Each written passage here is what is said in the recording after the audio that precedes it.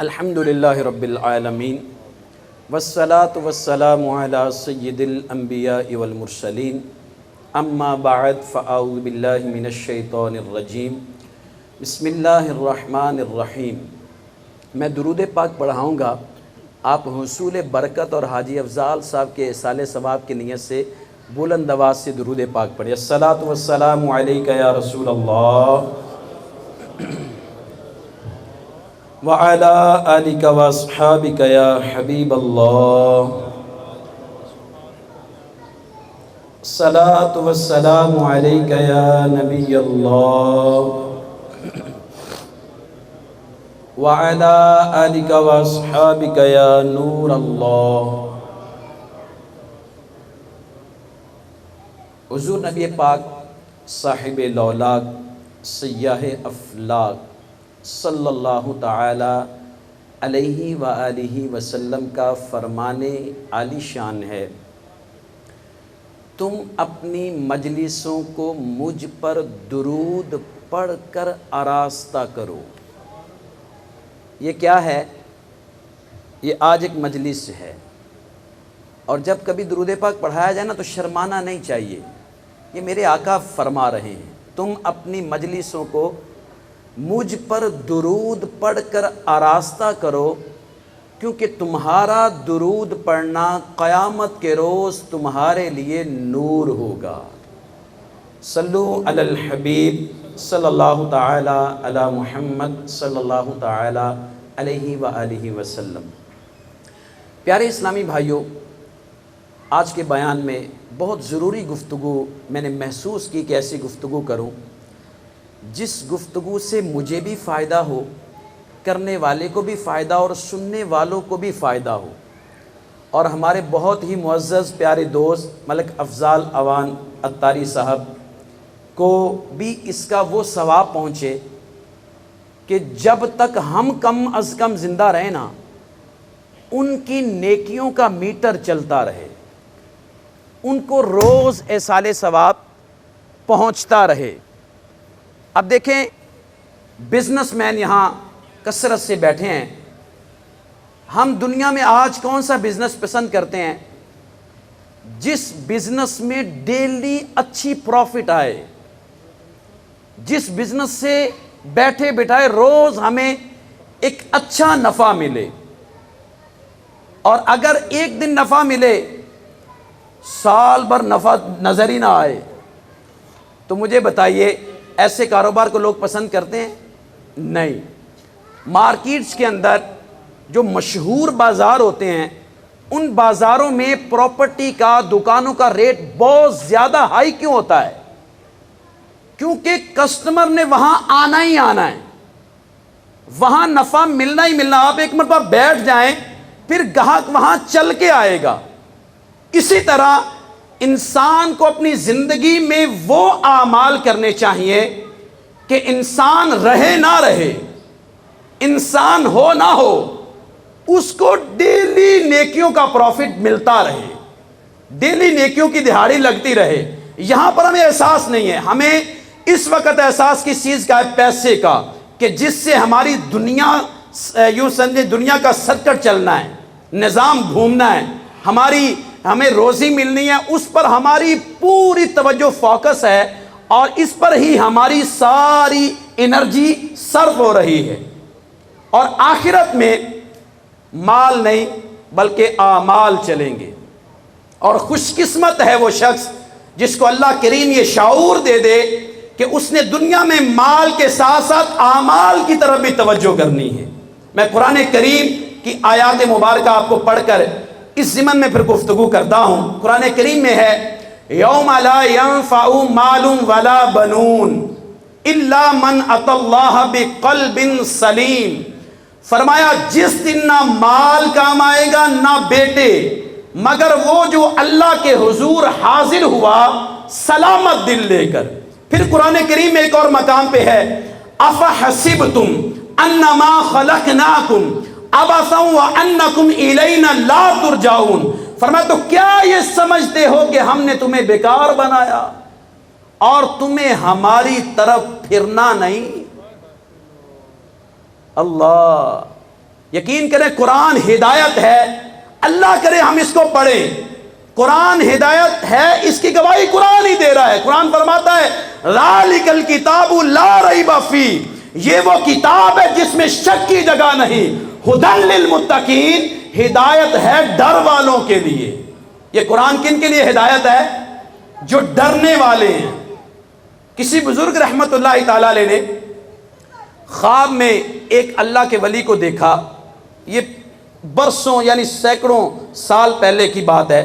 حضرت خواجہ حسن بصری جس دور میں تھے اس وقت کے کچھ عرصہ بعد کی، اس نے جب ان بزرگوں کو خواب میں دیکھا تو پوچھا حضور آپ کے ساتھ کیا معاملہ پیش آیا، آپ کو جنت میں مقام کون سا ملا؟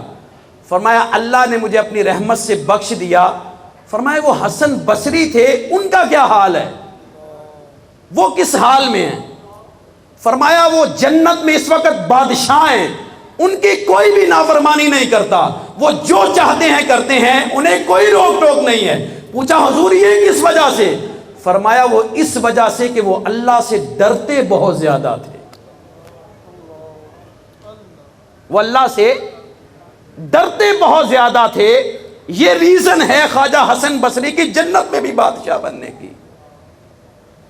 اور خواجہ حسن بصری کے بارے میں منقول ہے کہ آپ ہر وقت اس طرح سہمے سہمے رہتے جیسے کسی نے آپ کو قتل کرنے کا آرڈر جاری کر دیا ہے، اور آپ اس قدر مضبوط تھے، خوف خدا سے اتنا روتے۔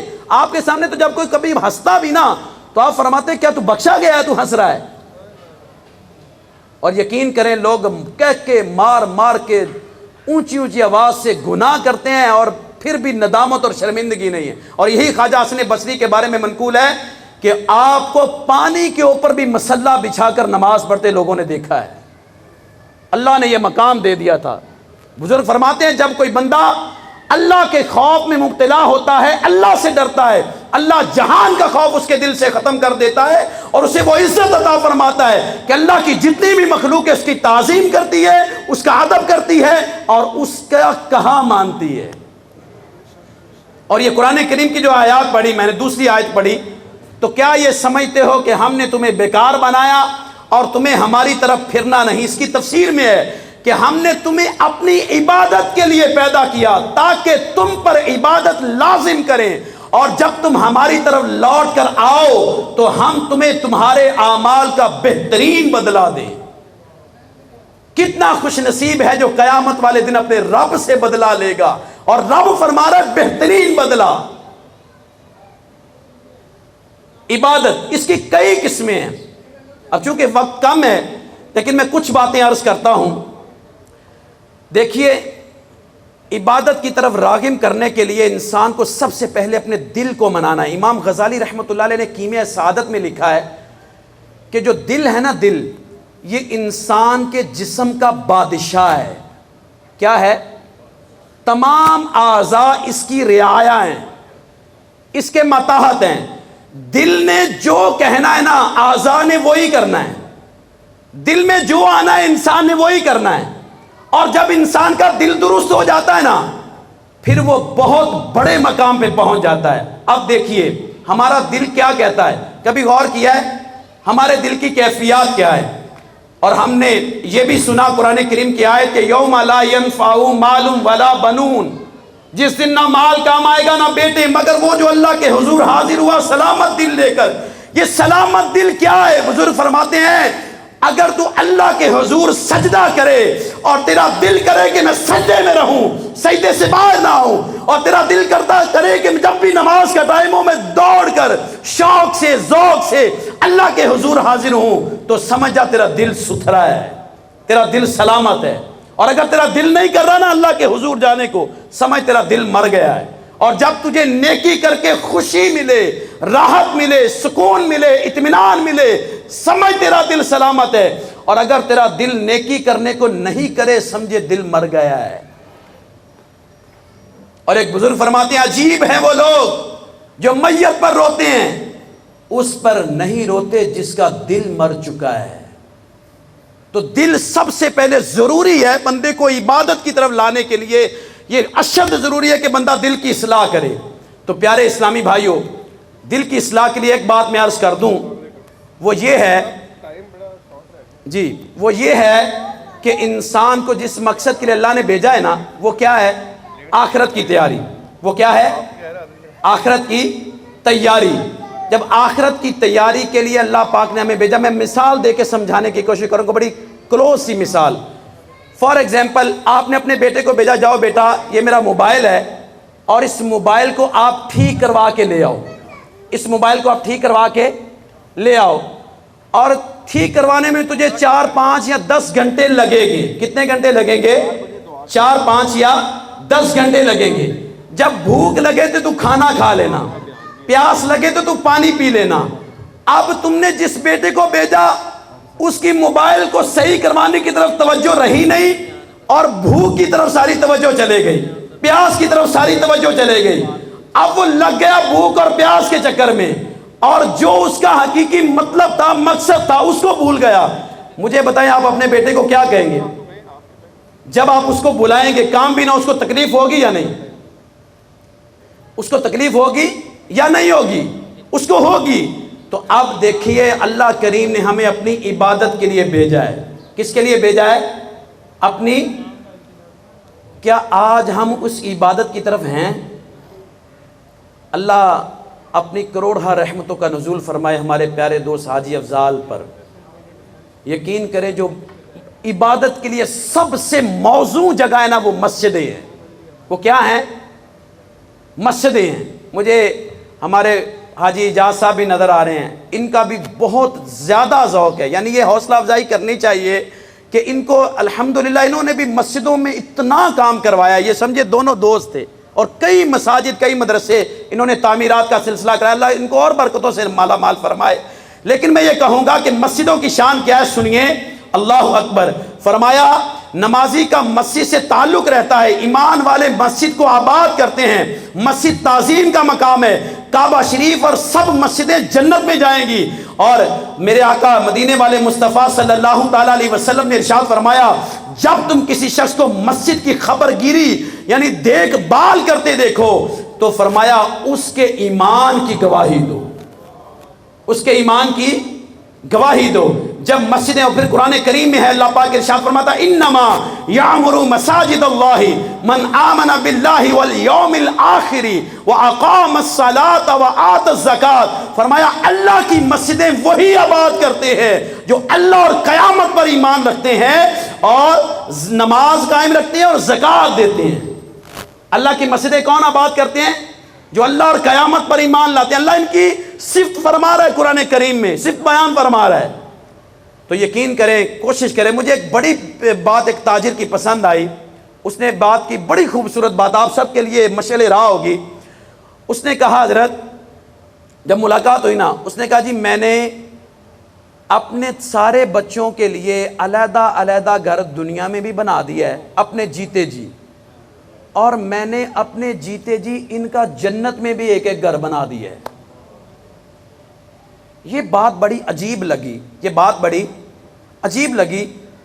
اس سے پوچھا یار یہ تو کیسی بات کر رہا ہے، جنت میں بھی گھر بنا دیا؟ اس نے کہا حضرت اللہ نے مجھے اتنا مال دیا ہے، اس کی بڑی نوازش ہے کہ اس نے مجھے دل بھی دیا ہے۔ جب میں نے یہ سمجھا کہ یار یہ دنیا میں ان کو علیحدہ علیحدہ گھر دے دوں کہ میرے مرنے کے بعد یہ رلتے نہ پھریں، یہ لڑتے جھگڑتے نہ پھریں، ان کو پتا ہو ہمارا ہے یہ ٹھکانہ دنیا میں ہے، تو میں نے دنیا میں بنا دیا۔ پھر مجھے خیال آیا کہ جب یار یہ مر جائیں گے، انہوں نے تو چند سال دنیا میں رہنا ہے، کب تک رہیں گے دنیا میں؟ تو مجھے خیال آیا نہیں یار جنت میں یہ ایک کو مطلب گھر بنا دیا، دوسرے کو نہ دیا، تو یہ بھی ان کے ساتھ مطلب وہ ناانصافی ہوگی۔ تو میں نے کہا اللہ نے مجھے دیا تو ہے جیتے جی، اللہ ان کے نام کا ایک ایک مسجد ان کے نام کی دنیا میں بنا جاؤں کہ وعدہ ہے، جس نے پرندے کے گھونسلے کے برابر بھی مسجد بنائی، اللہ اس کا جنت میں محل بناتا ہے۔ تو یہ الحمدللہ رب العالمین، میں نے جنت میں بھی ان کے گھر بنا دیے۔ اب میری آپ سب سے ریکویسٹ ہے، سوچیں یار اگر اللہ نے ہمیں دیا ہے نا تو کم از کم اپنے نام کی تو مسجد بنا جائیں، اور اگر اس سے زیادہ دیا ہے تو پھر اپنی اولاد کے نام کی بھی بنایا جائے جس کے لیے انسان جیتا ہے۔ اولاد دنیا میں کس کے لیے جیتا ہے؟ اولاد کے لیے جیتا ہے۔ اور اولاد دنیا میں تو عیش و عشرت میں رہے، دنیا میں تو سکون میں رہے. میں نے دیکھا ہے بڑے دنیا بھر میں ٹریول کر کے دیکھا ہے، جتنے بڑے بڑے لوگ ہیں ان کو سب سے زیادہ فکر اولاد کے مستقبل کی ہوتی ہے.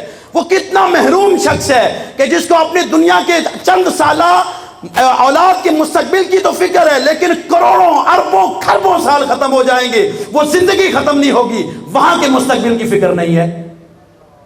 تو کوشش کریں، اگر اللہ نے دیا ہے تو اپنے بچوں کے نام کے بھی اللہ کے گھر بنا جائیں، اور انشاءاللہ اس کی برکت سے. اور یہ میں نے حاجی افضال کی طبیعت میں دیکھا ہے کہ مجھے جو میری معلومات کے مطلب میں چونکہ ایک عرصے سے ان کے ساتھ ہوں، شاید 40-50 مسجدوں میں اللہ ان کو غریق رحمت فرمائے، انہوں نے اپنا بڑے پیمانے پہ حصہ ڈالا ہے. کوئی تو پوری مسجد بنائی ہے یار. یہ عبداللہ بھائی کے لیے، اسامہ بھائی کے لیے اور حمزہ بھائی کے لیے، اور بلکہ ان کے سارے خاندان کے لیے یہ باعث برکت ہے، باعث رحمت ہے کہ وہ اپنے جیتے جی. میں کہہ رہا تھا عبداللہ بھائی کو کہ بھائی آپ اپنے والد کے جانے کے بعد اپنے والد کی ان کاموں کو زندہ رکھنا، ان کو ادا کرتے رہنا، یہ باپ کے دل میں خوشی پیدا کرنے والا کام ہے.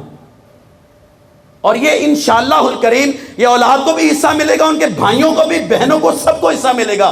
دنیا میں تو ہم آج ہیں کل نہیں ہیں. دیکھیں ہمارے دوست چلے ہی گئے نا یار. تو کوشش کریں اپنے جیتے جی کچھ نہ کچھ ایسا کر جائیں کہ ہماری مغفرت کا سبب بن جائے، ہماری بخشش کا سبب بن جائے، اور اللہ پاک ہم سے راضی ہو جائے. اور یاد رکھیے کہ قرآن کریم، اللہ کریم کس کا ضامن ہے. میں آپ کو یہ بات عرض کر دوں، سبحان اللہ. فرمایا حضرت ابو امامہ رضی اللہ تعالیٰ عنہ فرماتے ہیں سرکار دو عالم نور مجسم صلی اللہ تعالیٰ علیہ وسلم کا فرمان خوشبودار ہے، 3 شخص ایسے ہیں جن کا ضامن اللہ پاک ہے. جن کا ضامن ہے، وہ کہتے ہیں یار تیرا کوئی ضمانت والا ہے، وخاد ضمانت تگڑی تینوں مال دے دیو، سودا دے دیو، گڈی دے دیو. قسطوں والے سب سے پہلے کیا کرتے ہیں کہ فلاں کو ضمانت لے آؤ. اور جس بندے کا ضامن خالق کائنات ہو، جس کا ضامن اللہ پاک کی ذات ہو، اس کو کوئی پرابلم آ سکتی ہے؟ سنیے وہ کون ہے. فرمایا 3 شخص ایسے ہیں جن کا ضامن اللہ پاک ہے، اگر زندہ رہیں تو رزق دیے جائیں، اگر مر جائیں تو انہیں جنت میں داخل فرمائے گا.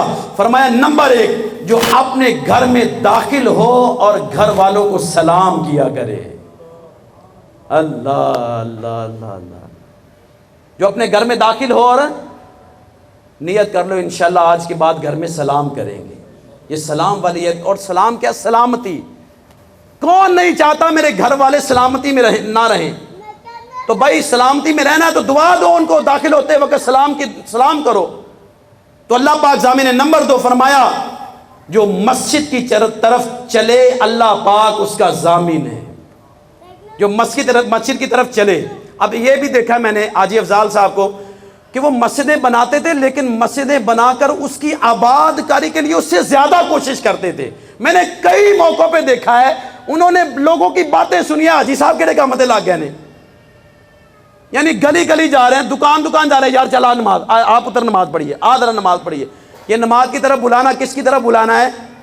اللہ کی طرف بلانا ہے. خوش قسمت ہیں وہ لوگ جو لوگوں کو اللہ کی طرف بلاتے ہیں، شرماتے نہیں ہیں. خدارا کوشش کیا کریں کہ خود بھی نماز پڑھیں، اپنے اہل خانہ کو نماز کی دعوت دیں، اللہ کی طرف بلائیں، انشاءاللہ الکریم اللہ ضامن ہوگا.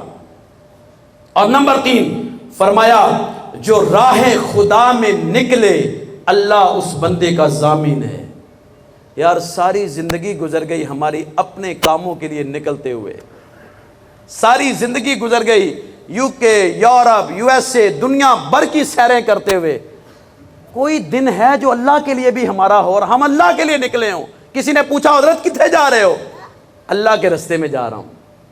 دعوت اسلامی کا وہ ماحول ہے جس کے مدنی قافلے سفر کرتے ہیں نا، تو وہ راہ خدا میں سفر کرتے ہیں.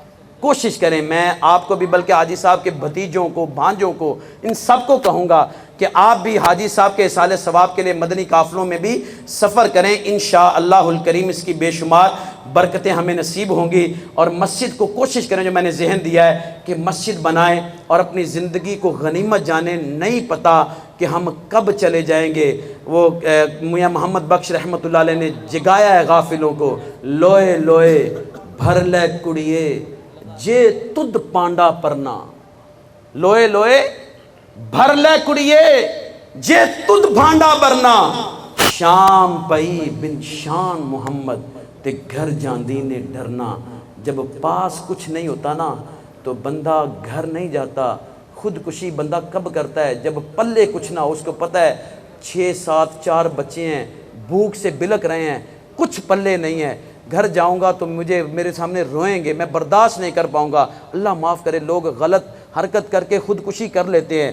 اسی طرح بد نصیب ہے وہ شخص جب وہ دنیا سے جائے اس کے پاس کچھ بھی نہ ہو، اور جب جائے گا تو ڈرے گا۔ جب مومن ہے، فرمایا موت تو مومن کے لیے تحفہ ہے، اور اس کے لیے وہ تو خوش ہوتا ہے کہ میری اللہ سے ملاقات ہے۔ ہم اپنی کیفیت پر غور کریں، کیا ہم اس کیفیت میں ہیں کہ جب ہمیں بلایا جائے تو ہم خوشی سے جائیں؟ ہاں، اللہ کی ملاقات، فرمایا مومن اللہ کی ملاقات کو پسند کرتا ہے۔ اللہ کریم ہمیں اپنے محبوب کا صدقہ دنیا و آخرت کی برکتیں اور بھلائیاں نصیب فرمائے، اور اپنی زندگی کو راہ خدا میں گزارنے، مسجدیں بنانے میں گزارنے، مسجدوں کو آباد کرنے میں گزارنے کی توفیق عطا فرمائے۔ مسجدوں کی صفائی ستھرائی کا بھی خیال رکھا کریں، یہ بہت پیارا کام ہے۔ دیکھو کون سا گھر ہے جس میں، آخری بات کر کے بیان ختم کرتا ہوں، کون سا گھر ہے جس میں بندہ اپنے گھر میں رہتا ہو اور گند پڑا ہو نا تو بندہ کہتا ہے یار یہ صفائی اسپیشل لوگوں نے اپنے گھر میں ملازم رکھے ہوتے ہیں، ملازمہ رکھی ہوتی ہے گھروں کی صفائیوں کے لیے۔ اللہ کے لیے کوشش کیا کرو، مسجدوں میں یقین کریں جاتے ہیں نا، بعض مسجدوں میں دیکھا ہے بندہ داخل ہوتا ہے اسمیل آتی ہے، یہ کن کا کام ہے؟ مسجد کارپٹ پہ سجدہ کرتے ہیں تو دل نہیں جمتا۔ اللہ کے گھر ہیں، میں نے حاجی افضال صاحب کو دیکھا ہے اعلیٰ قسم کے پرفیوم رکھتے تھے کہ یار یہ مسجد سے خوشبو آئے۔ کس کے گھر سے خوشبو آئے؟ اللہ کے گھر سے خوشبو آئے۔ جب اپنے گھر سے خوشبو آئے تو بندے کو خوشی ہوتی ہے، جب اللہ کے گھر سے خوشبو آئے گی اللہ راضی ہوگا نہیں ہوگا؟ اے کاش ہم میں سے کوئی یہ بھی ذہن بنا لے کہ میں نے مسجد کے لیے ایک اسپیشل خادم رکھنا ہے، کہ یار تو نے تنخواہ مجھ سے لینی ہے لیکن مسجد چم چم ہونی چاہیے کہ اللہ کے مہمان جب مسجد میں آئیں تو ان کو اتنا سکون ملے، مسجد میں اتنی راحت ملے کہ ان کا دل لگے وہ کہیں میں بار بار سجدے ہی کرتا جاؤں۔ یہ مسجدوں کا خیال رکھا کریں، اللہ کے گھروں کا خیال رکھا کریں۔ اللہ کریم ہمیں عمل کرنے کی توفیق عطا فرمائے۔ آمین بجاہ النبی الامین صلی اللہ تعالی علیہ وآلہ وسلم۔